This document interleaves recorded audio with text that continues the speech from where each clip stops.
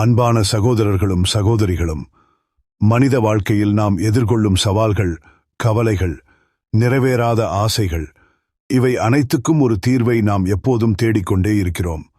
சில நேரங்களில் நாம் முயற்சிக்கிறோம், காத்திருக்கிறோம், ஆனால் முடிவுகள் தாமதமாகும் போது மனம் தளர்ந்து விடுகிறது.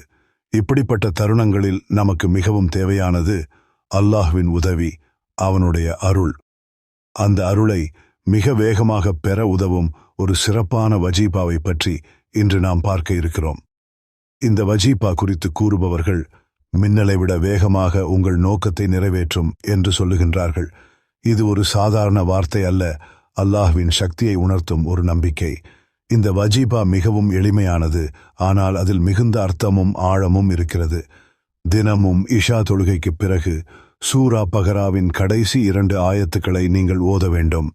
அந்த 2 ஆயத்துகள்: آمن الرسول بما أنزل إليه من ربه والمؤمنون كل آمن بالله وملائكته وكتبه ورسله لا نفرق بين أحد من رسله وقالوا سمعنا وأطعنا غفرانك ربنا وإليك المصير. لا يكلف الله نفسا إلا وسعها لها ما كسبت وعليها ما اكتسبت ربنا لا تؤاخذنا إن نسينا أو أخطينا ربنا ولا تحمل علينا إصرا كما حملته على الذين من قبلنا ربنا ولا تحملنا ما لا طاقة لنا به واعف عنا واغفر لنا وارحمنا أنت مولانا فانصرنا على القوم الكافرين.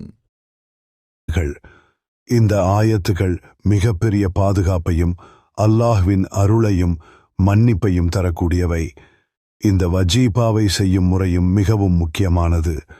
முதலாவது 11 முறை ஸலவாத் ஓத வேண்டும். அதன் பிறகு இந்த 2 ஆயத்துக்களை 100 முறை மனதார கவனத்துடன் ஓத வேண்டும்.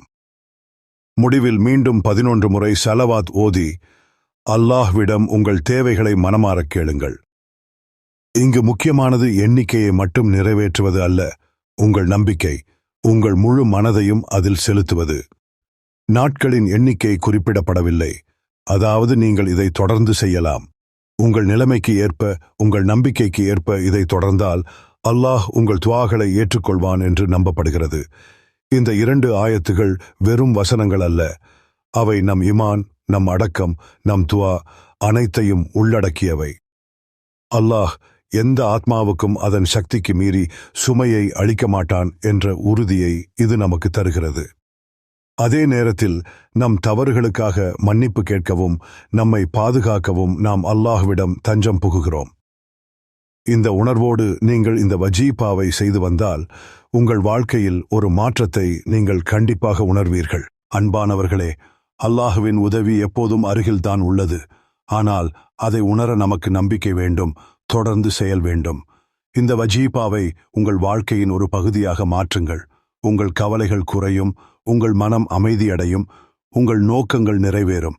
அல்லாஹ் நம்மை எல்லோரையும் நேர்வழியில் நடத்தி நம் துஆகளை ஏற்றுக்கொள்ளுவானாக.